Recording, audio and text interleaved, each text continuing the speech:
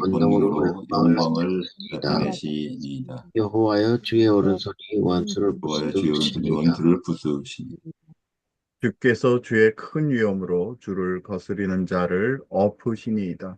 주께서 진노를 발하시니 그 진노가 그들을 지푸라기 같이 사르니이다.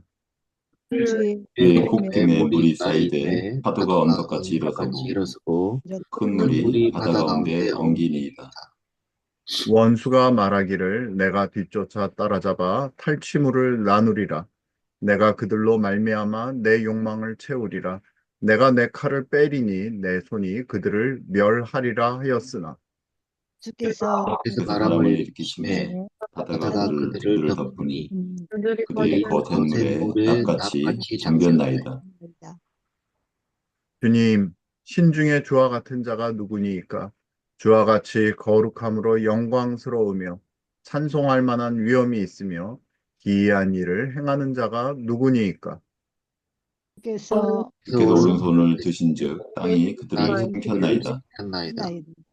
주의 인자하심으로 주께서 구속하신 백성을 인도하시되 주의 힘으로 그들을 주의 거룩한 처소에 들어가게 하시나이다. 여러 여러 나라가 나라가 듣고 떨며 블레셋 주민이 두려움에 잡히며 에돔 두령들이 놀라고 모압 영웅이 떨림에 잡히며 가나안 주민이 다 낙담하나이다. 놀람과 놀람과 두려움이 두려움이 그들에게 그들에게 임하매 임함에 그의 그의 팔이 팔이 크므로 크므로 그들이 돌같이 침묵하여 침묵하여 싸우니 싸우니 여호와여 여호와여 주의 주 백성을 백성이 통과하기까지 통과하기까지 곧 주께서 사신 백성이 통과하기까지 연나이다. 하였나이다. 주께서 백성을 인도하사 그들을 주의 기업의 산에 심으시리이다. 주님, 이는 주님의 처소를 삼으시려고 예비하신 것이라. 주여, 이것이 주의 손으로 세우신 성소로소이다. 여호와께 영원 무궁하도록 영원 다스리시도다 하였더라. 다스리시도다 하였더라. 아멘. 아멘. 아멘. 네. 1919년 2월 8일 일본 도쿄에서는 일단의 일본 유학생들이 조선의 독립선언서를 발표하고 낭독한 사건이 있었습니다. 지금으로부터 106년 전 일이죠. 이들은 동경에 있는 도쿄에 있는 조선 기독교 청년회관 YMCA에서 조선 독립청년단이라는 명의로서 독립선언을 발표했는데 이들은 독립선언서, 결의문, 민족도의 소집 청원서를 각국의 동경에 있는 각국의 대사관과 공사관, 일본 정부, 언론사, 각 대학, 교수, 학자, 수많은 분들에게 이를 담대하게 보냈습니다. 이 과정 중에서 일본 경찰이 강제 해산을 했고, 이 중 약 2, 300명 중에서 27명을 체포하였습니다. 이들은 파리 강화 회의에 대한 소식을 듣고 우리가 가만히 있어서는 안 되지. 일본 어디서든 국외에서 이런 일이 있을 때 함께 해야 되겠다는 소명감에 이 일을 벌였고 이에 대한 이 파리 강화 회의에 대한 국외 한인 사회의 그 호응을 보여주는 일이었습니다. 이 28 독립 선언은 이 국내 조선 국내로 전해진 후 곧 얼마 안 있어서 3.1 운동의 도화선이 되는 아주 놀라운 사건이었습니다. 이 일이 어떻게 바다 건너 있는 그 당시에는 핸드폰도 있지도 않고 이메일도 있지 않았는데 이 일이 어떻게 3.1 운동의 도화선이 되는 그런 사건으로 특별히 일본 유학생 그러니까 10대로부터 고등학생으로부터 대학생들까지 10대와 20대들이 이런 일을 어떻게 일으켰을까 하는 생각이 듭니다. 오늘 그래서 그 선언문과 그 뒤에 있었던 배경을 함께 보도록 하겠습니다. 이거는 그 당시 등사했던 선언문의 일부입니다. 이렇게 이제 어, 주로 한문을 많이 썼죠. 그 당시처럼 전조선 청년 독립단은 뭐 이렇게 예. 여기 보이는 것처럼 일본 옷을 입었지만 조선 사람들이었고 한국 청년들이었습니다. 아주 뭐 보기에 지금 봐도 나이가 아주 젊고 어려 보이는, 앳돼 보이는 그런 분들이 이 일을 벌였죠. 이 선언문을 함께 현대어로 고친 것을 같이 좀 보도록 하겠습니다. 우리 조선 청년 독립단은 우리 2천만 민족을 대표하여 정의와 자유를 쟁취한 세계 모든 나라 앞에 독립을 성취할 것을 선언한다. 4,300여 년의 장구한 역사를 가진 우리 민족은 실로 세계에서 가장 오랜 민족의 하나이다. 비록 한때는 중국의 연호를 사용한 일이 있었으나 이는 양국 황실의 형식적 외교 관계에 불과할 뿐 조선은 항상 우리의 조선이었고 통일된 국가를 잃고 이 민족의 지배를 받은 적은 한 번도 없었다. 일본은 조선과 일본이 긴밀한 관계에 있다고 하면서 1894년 청일전쟁에 승리한 후 한국의 독립을 앞장서 승인하였다. 영국, 미국, 프랑스, 독일, 러시아 등도 뒤따라 한국의 독립을 승인할 뿐 아니라 이를 계속 보존할 것을 약속하였다. 이에 한국은 여러 국가들의 후의에 감사하면서 의욕적으로 제반 개혁과 국력의 충실을 도모하였다. 당시 러시아의 세력이 남하하여 동양 평화와 한국의 안녕을 위협하게 되자 일본이 한국과 공수동맹을 체결하여 러일 전쟁을 일으켰음을 볼 때 동양의 평화와 한국의 안녕은 한일 공수동맹의 주된 취지였다. 공수동맹이라 하면 지금은 상호 방위조약을 이야기합니다. 이것은 러일 전쟁, 1904년에 러일 전쟁 5년까지 있었죠. 그 전쟁을 이야기하는 것입니다. 이에 한국은 더욱 일본의 호의에 감사하며 육해군의 군사적 지원은 못하였지만 주권의 위험을 희생하면서까지 가능한 모든 의무를 다하여 동양 평화와 한국 독립이라는 양대 목적을 추구하였다. 그러나 전쟁이 종결되어 당시 미국의 루즈벨트 대통령의 중재로 이루어진 강화회의, 이거는 러일 강화회의를 말하는 거고 포츠머트 회담을 이야기하는 것입니다. 일본은 동맹국인 한국인의 참가를 가로막고 러시아와 일본 양국 대표자의 임의로 한국에 대한 일본의 종주권을 의결하였다. 보호조약을 체결할 때 적신을 대신한 대신들은 온갖 저항을 다하였고, 이게 지금 을사조약을 얘기하는 거죠. 다하였고, 이게 120년 전에 있었던 바로 그 일입니다. 발표 이후 온 국민들도 가능한 모든 저항을 다하였다. 사법, 경찰권의 피달과 군대 해산 직후에도 그러하였으며 합병 당시에는 아무런 무력 수단이 없었음에도 불구하고 가능한 모든 저항을 시도하다가 일본의 정예한 무력 앞에 희생된 자 부지기수였다. 이후 10년간 한국의 독립을 회복하기 위한 운동으로 인해 희생된 자 역시 수십만을 헤아리며 악독한 헌병 정치 하에서 언행의 자유를 구속받으면서도 독립운동은 끊어진 적이 없었으니 이를 보더라도 한일 합병이 조선민족의 의사가 아님을 알 수 있다. 이와 같이 우리 민족은 일본의 군국주의적 야심에서 비롯한 기만과 폭력 아래 우리 민족의 의사에 반대되는 운명을 당하였으니 정의로 세계를 개혁하려는 지금 우리는 당연히 그 사정을 세계에 요구할 권리가 있으며 세계의 주도적 위치에 있는 미국과 영국은 한국의 보호와 합병을 솔선하여 승인한 과거의 잘못의 대가를 지불할 의무가 있는 것이다. 합병 이래 일본의 조선 통치 정책을 보면 합병 시의 선언과는 반대로 우리 민족의 행복과 이익을 무시하고 고대 정복자들의 피정복자에 대한 비인도적 정책을 본뜨고 있는 것이다. 우리 민족에게는 참정권, 집회 결사의 자유, 언론 출판의 자유 등을 불허하며 심지어 종교의 자유, 기업의 자유까지 적지 않게 구속하고 나아가 행정, 사법, 경찰 등 모든 기관은 조선 민족의 개인적인 권리마저 침해하고 있다.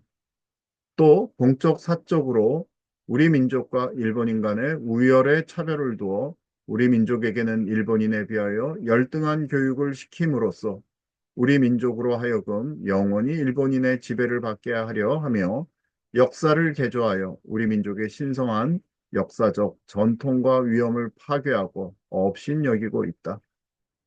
소수의 관리를 제외하고는 정부기관과 통신, 교통, 통신, 군대 등의 기관에 전부 혹은 대부분 일본인을 고용하여 우리 민족으로 하여금 국가 운영의 능력과 경험을 획득할 기회를 전혀 갖지 못하게 하니 이와 같은 무단, 전제, 부정, 불평등한 정치하에서 우리 민족의 생존과 발전을 기대하기란 실로 불가능한 일일 것이다.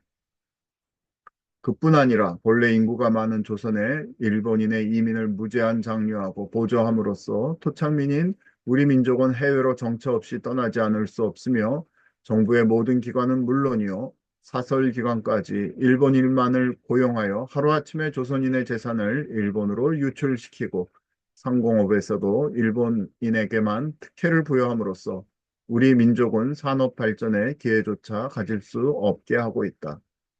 이와 같이 어떤 방면을 살펴보아도 우리 민족과 일본의 이해는 상호 배치되어 그 해를 입는 것은 우리 민족이니 우리 민족은 생존의 권리를 위해 독립을 주장하는 것이다.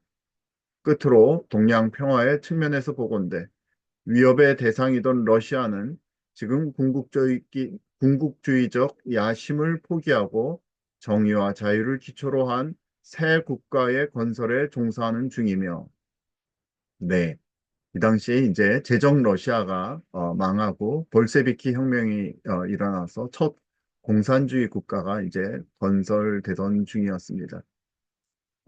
이 당시 이제 우리 지식인들이 그 러시아의 그 볼셰비키 공산혁명을 어떻게 보고 있는지를 지금 이 성명서가 잘 보여주고 있죠.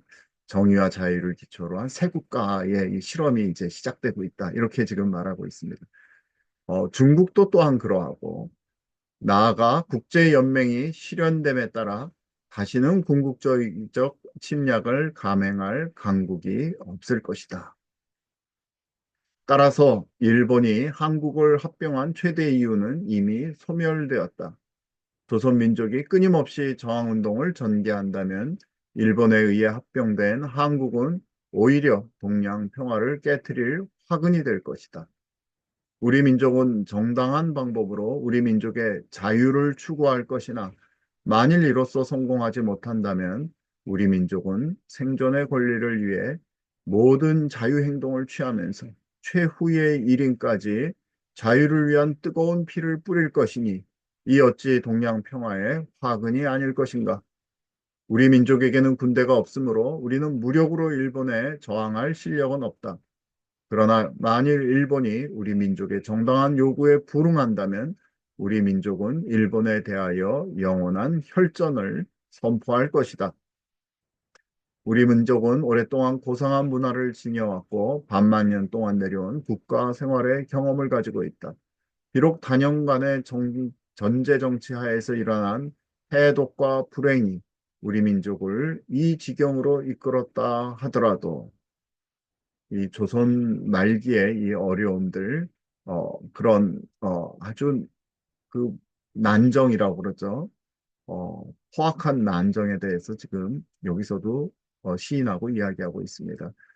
건국 이래 문화와 정의와 평화를 애호하는 우리 민족은 정의와 자유를 기초로 한 민주주의 선진국의 모범을 본받아 새로운 국가를 건설한 후 세계 평화와 인류 문화에 공헌할 수 있을 것임을 확신하는 바이다.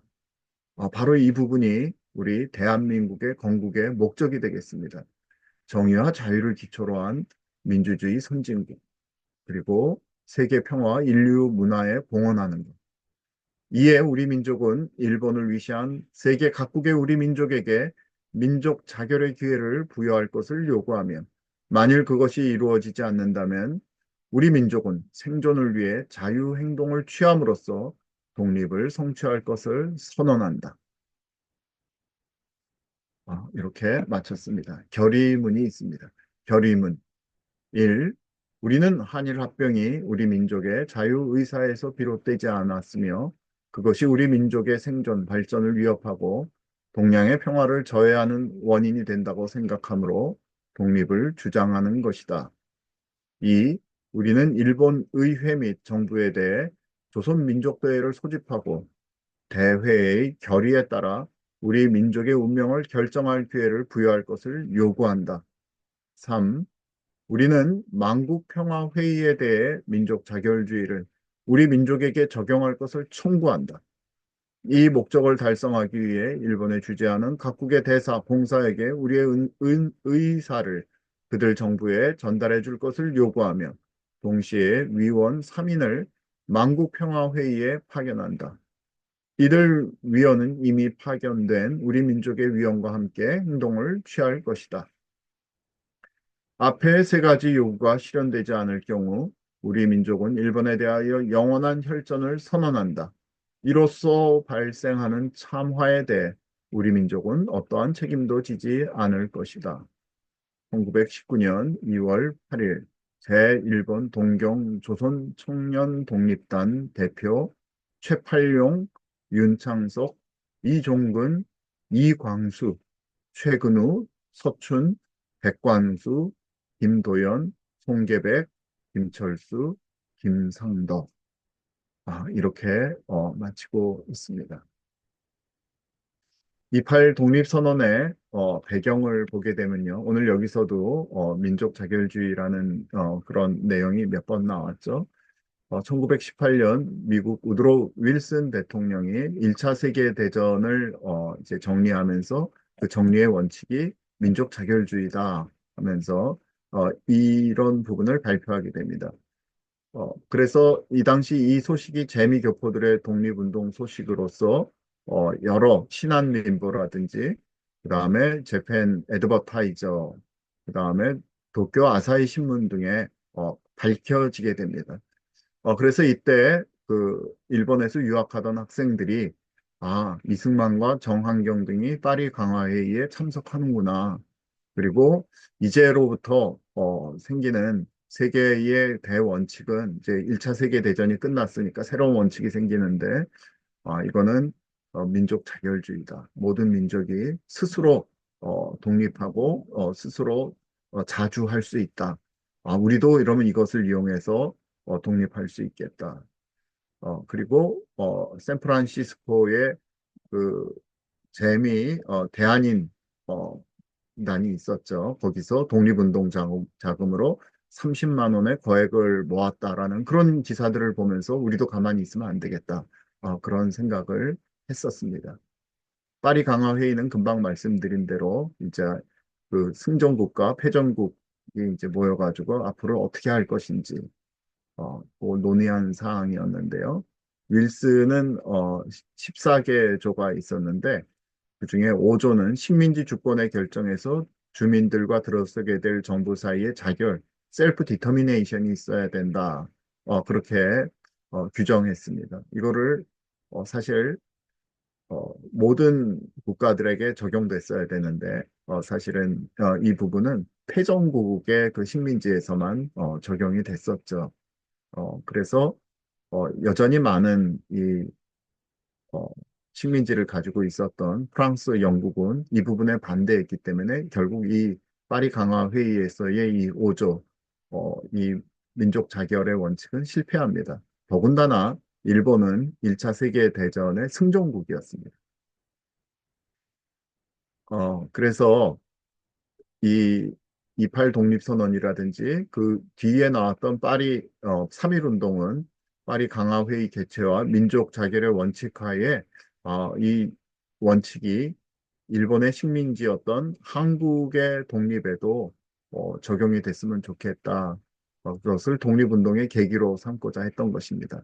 그러나 사실은 많은 사람들이 이미 이때도 승전국 일본의 식민지였던 한국이 이 부분이 적용되지 않을 것이라는 그러한 예상은 이미 하고 있었습니다. 그럼에도 불구하고 이를 한국 독립운동의 열망으로 삼았던 것이죠. 구체적으로 좀 살펴보면요. 그 당시 있었던 일들을 1918년 12월 29일 조선 기독교 청년회관 YMCA에서 조선 유학생 학우회가 이제 막년회를 개최합니다. 두 번의 웅변대회를 하는데요. 12월 30일 유학생 200명이 참석해서 조선은 독립해야 한다는 주제로 웅변대, 동서연합 웅변대회를 하고요. 다시 며칠 지난 1919년 1월 6일 약 200명이 다시 참석해서 어, 뭐라고 다시 한번 똑같은 주제로 이제 응변을 하는데 이때는 이제 세계 정세와 더불어 우리 조선 민족이 독립운동을 진행하기 위해 가장 적당한 시기이다. 군위에 있는 해외 동포들, 중국에 있는 해외 동포들이 이미 독립운동을 실행하고 있으니 우리도 독립운동을 개시해야 한다. 그리고 이때 한국 독립의 의사를 내는 선언을 내고 이를 일본 내각 및 일본에 있는 각국 공사 대사관에 청원하기로 그렇게 결정을 하게 되죠. 그래서 이 선언서는 선언문 작성하게 되는 두 사람이 있는데 결국 이광수, 우리가 잘 알고 있는 소설가 이광수 선생님이 작성하게 된 것입니다. 그래서 이를 일본어로 민족대회 소집 청원서, 그 다음에 한국어, 일본어, 영어로 독립선언서와 결의문을 작성하게 됩니다.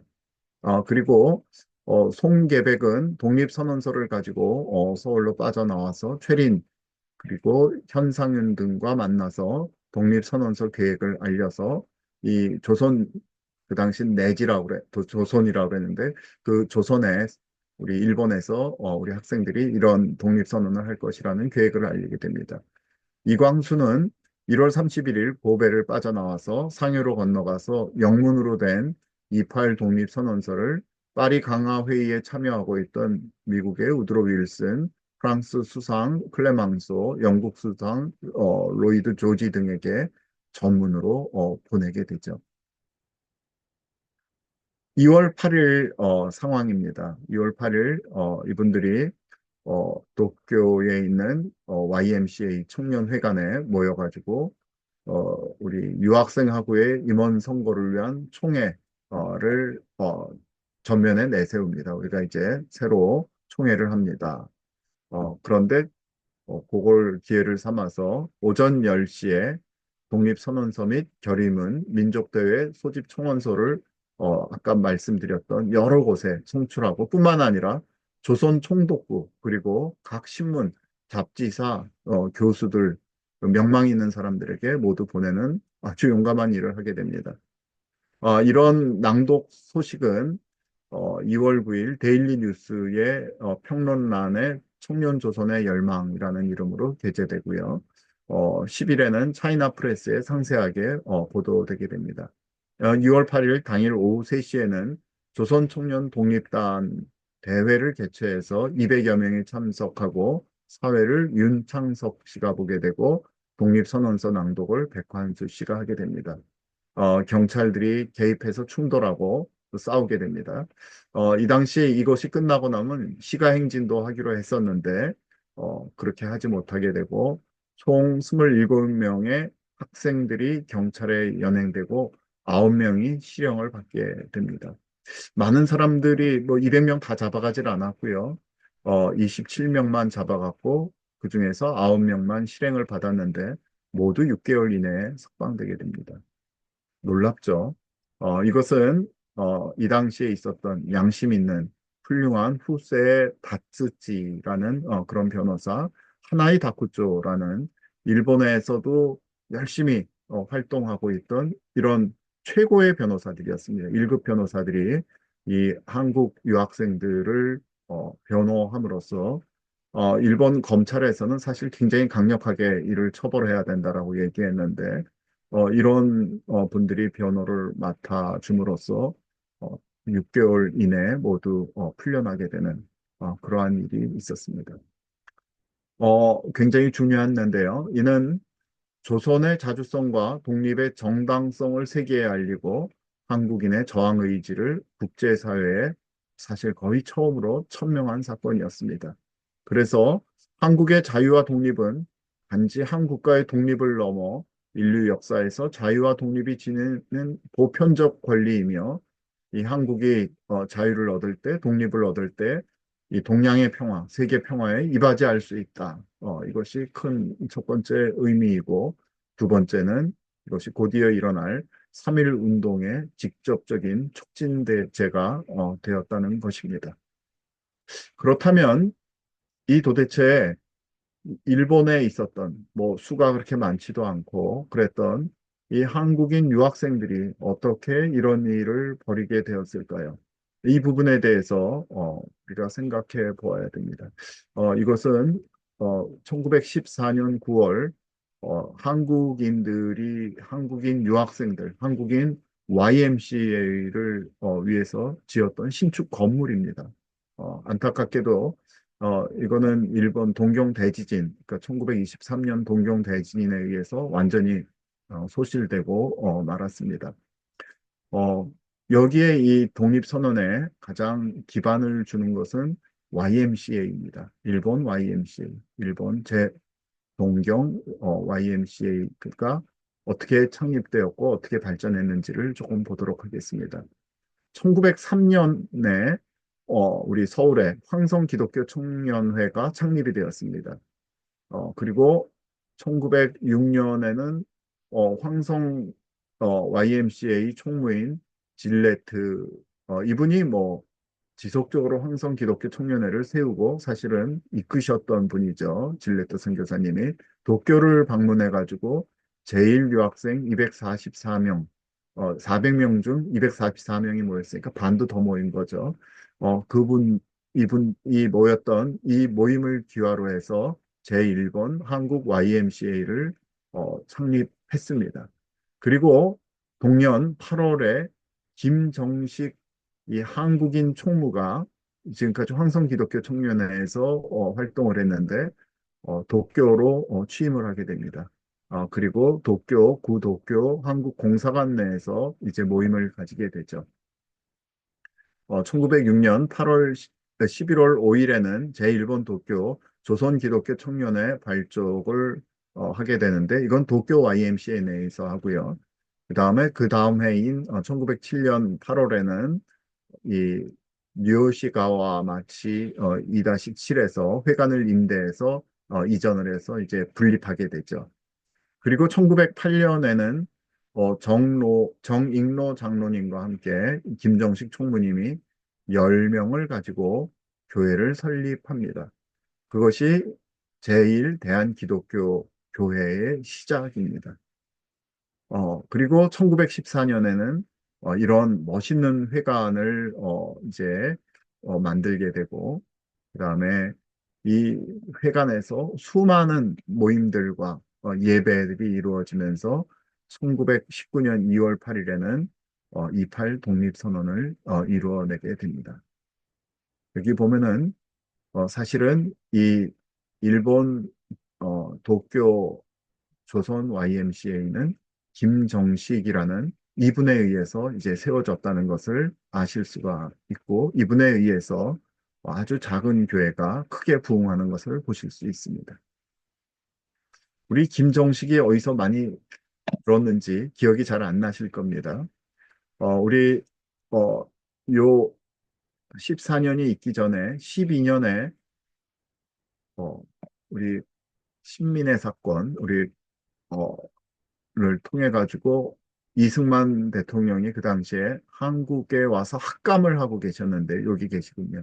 여기 학감을 하고 있었는데 그 일이 터지면서 이제 체포당하게 되니까 그 당시에 세계 감리교 총회의 한국인 대표로서 선교사님들이 내보내죠. 내보낼 때 일본을 들려가지고 그때 일본 가마쿠라에서 한인 학생대회를 개최합니다.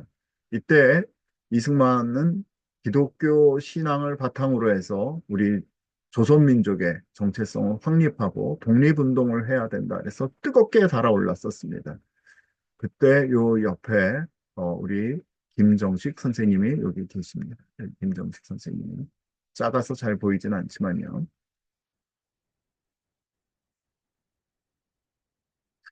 이 가마쿠라 집회 때의 이승만 대통령의 일기가 남아 있습니다. 이때 이제 큰 것이 아마 우리 어, 자신들의 건축회관이 필요하다. 이제 그런 것이었을 것 같은데요. 한 가지가. 저녁 7시 특별 집회에는 218명의 한국 학생이 참여했고 크렘 여사와 길렌 여사가 각자 짧은 연설을 했다. 나는 한국 학생들의 기대란 제목의 연설을 했다. 그리고서 이제 도쿄 조선 YMCA 건축 기금으로 얼마씩이 다 지금 모여졌다. 그 얘기를 자세하게 쓰고 있습니다. 어, 이 기부에 참여한 학생 수가 167명이나 되었다. 이는 인당 평균 8엔 50센씩 기부했음을 의미한다. 제가 이거가 현재 가치로 얼마가 되는지를 찾아보려니까 잘 나오지는 않는데 대략 10만 원 정도 되지 않았을까. 그래서 이제 아주 많은 학생들이 힘써 했다라는 그렇게 담담하게 특별 집회의 상황을 기록하면서 이승만 대통령이 어딜 가든지 돈이 얼마 거쳤다. 그거 아주 자세하게 쓰십니다. 그래서 이때도 잠시 들렸다 가는 일본에서 이 상황을 자세하게 썼죠.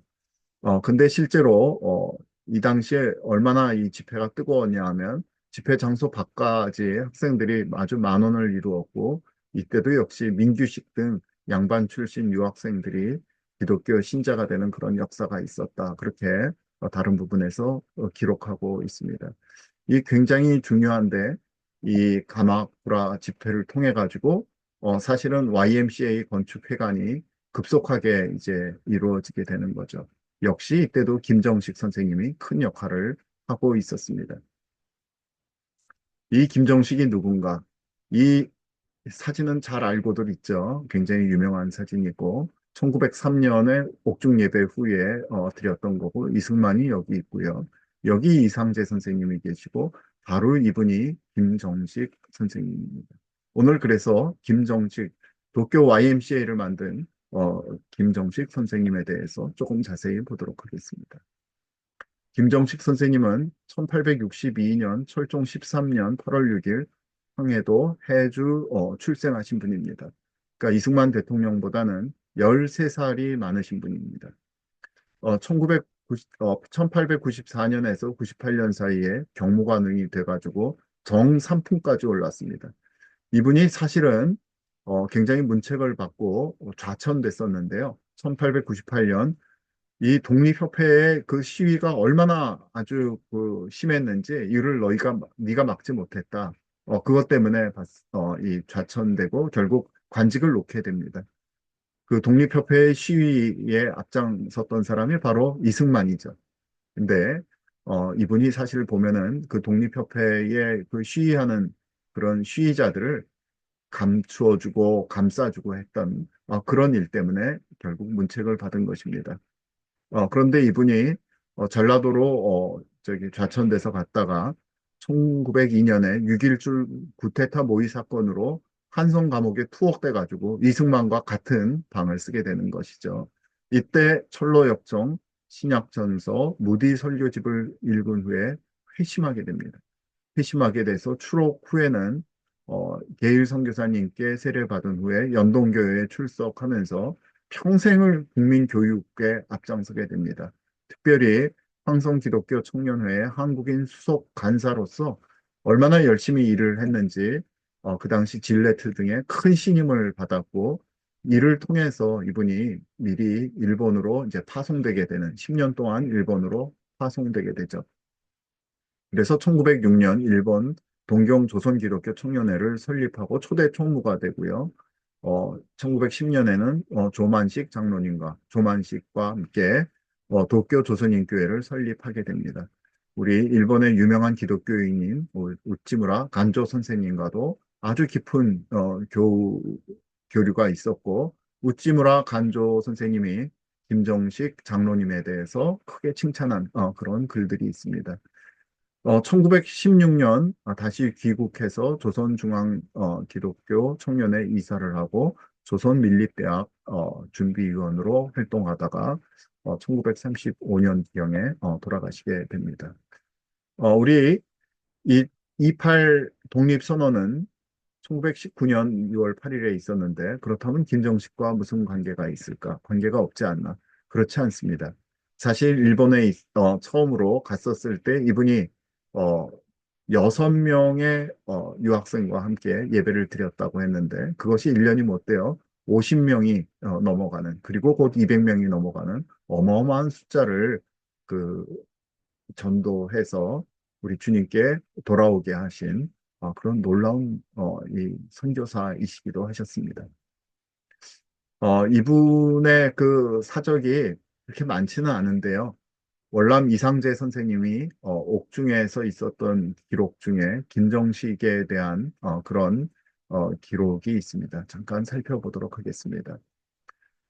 이때 이제 많은 분들이 그 이승만 대통령이 옥중에서 이 도서관을 설치를 했죠. 그래서 그때의 일입니다.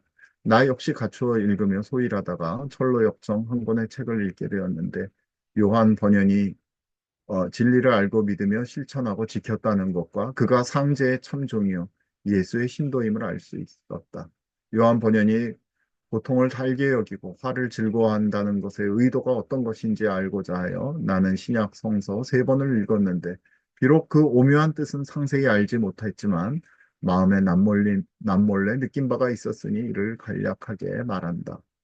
또한 예수는 세상 사람들이 죄를 짓고 어떻게 해도 속량받을 수 없음을 긍휼히 여겨 자신이 무사람을 대신하여 한 번 십자가의 죽음으로써 죽음의 권세를 없애고 하늘과 사람 사이에서 중보자가 되었다. 세상 사람들이 만약 예수의 중보가 아니면 어찌 상제의 은총 받기를 바라며 받을 수 있겠는가? 추록하는 날 이 마음이 어떻게 바뀔지 모르지만 현재의 생각은 옛날과 전혀 다르다는 것을 나는 스스로 인정한다. 이런 기록이 하나 있고요. 신앙 체험 고백이 1912년 10월 12일 날 그 발표된 것이 하나가 있었습니다. 그리고 이것이 또 성서조선 1937년에 나중에 또 발표된 건데요. 옛날 식대로 써놓은 글입니다. 그 고백을 한번 보도록 하겠습니다. 그 한성 감옥에서 어떤 일이 있었는지를 보도록 하시겠습니다.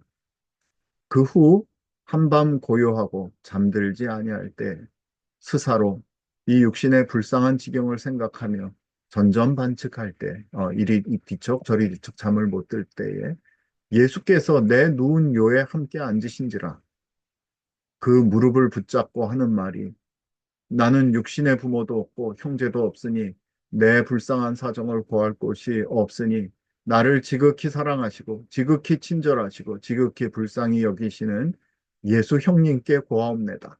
이게 하나님 아버지 그랬으니까 이때는 예수 형님 그러셨대요. 예수 형님께 고하옵나이다. 내가 전일에 주색에 취약하여 선조에게 불효한가 처자에게 박정한가 친구에게 교만한 죄가 많고 더욱 나의 사랑하는 딸 앵이의 나이 10세에 두 눈이 멀어 앞을 보지 못하는 것을 라마교당 양육원에 보내었어요. 이 라마교당 양육원은 천주교 양육원입니다. 보내었으니 때때로 부모를 부르짖을 생각을 하면 뼈가 저리고 오장이 녹는 듯 하도다.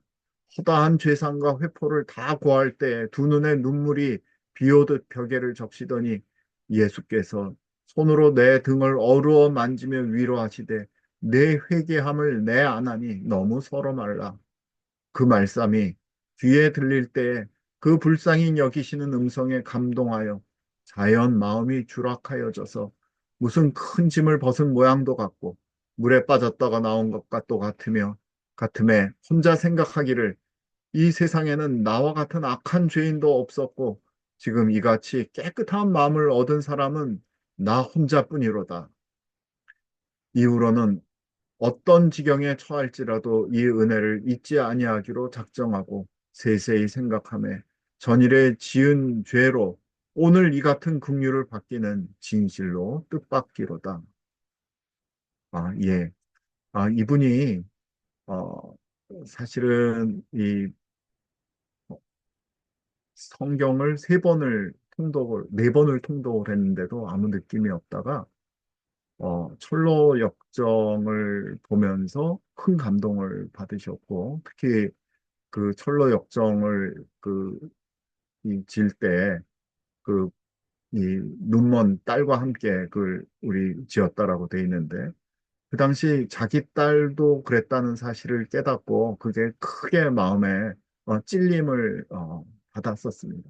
찔림을 받았었고, 특별히 한문으로 쓰인 무디 선생님의 글을 읽으면서 크게 이제 회개했다고 그랬는데, 그런 일이 이 한성 감옥에서 있었던 것이죠. 이승만의 이 감동, 회개와 더불어서 김정식의 신앙 체험을 보면서 이 한성 감옥에서의 이 신앙 고백이 새로운 조선을 만들고, 그 새로운 조선에서 더 나아가 오늘 이 28 독립선언에 이르렀구나. 동경 YMCA를 만들었구나. 그것을 아실 수가 있겠습니다. 오늘 시간이 이제 많이 갔는데요. 특별히 이제 기도하는 시간 우리 박영재 선생님 인도해 주시겠는데, 28 독립선언을 이끈 청년 기독교 정신, 다 10대, 20대였습니다. 이 당시 이 선언문을 쓴 이광수 선생님 역시 27살 청년이었습니다. 이 청년의 정신이 21세기 오늘 이 자유를 잊어버릴 위험에 도들은 이 대한민국에 되살아나게 하소서. 그리고 자유와 독립, 책임을 지는 그런 기독교로 새롭게 되게 하소서. 10대에서 30대 청년 가운데 21세기의 이승만, 김정식 같은 인물들이 무수히 나오게 없어서 기도했으면 좋겠습니다. 특별히 이 당시에 아주 공의롭고 양심이 있었던 이 한국인 청년들을 도왔던 후세 다쓰지, 하나의 다쿠초와 같은 양심 있는 법조인들이 이 나라 가운데 다시 회복되게 하소서. 사실 지금 이분들은 3.1 운동 후에도 한국에 있는 여러 가치 수많은 사람들을 도왔던 그런 법조인들이기도 합니다. 예, 오늘 여기까지 기도 제목 말씀드리며 이 시간을 마치도록 하겠습니다. 기도하도록 하겠습니다. 하나님 아버지 감사합니다. 106년 전 28 독립 선언을 하게 하심을 감사합니다. 도쿄 이 조선 YMCA를 건립하게 하심을 감사합니다. 김정식 선생님을 주셔서 아버지 많은 이들에게 불과 같은 그런 뜨거운 신앙을 심게 하심을 감사합니다. 이승만 대통령을 주셔서 그 잠시의 기간 동안을 통해 불을 던지게 하심을 감사합니다. 하나님 아버지, 이 나라, 이 땅에 오늘 불을 던지시고 이 나라, 이 땅에 청년 기독교인들을 다시 세우시고 하나님 아버지, 공의의 나라, 자유의 나라, 스스로 주권을 갖는 독립의 나라를 온전히 유지하며 우리 북한에 고통스럽게 남아있는 노예로 남아있는 우리 민족을 해방시키는 출조선의 역사를 이루는 이 대한민국 되도록 주님 축복하여 주옵소서. 감사드리며 예수님 이름으로 기도했습니다. 아멘.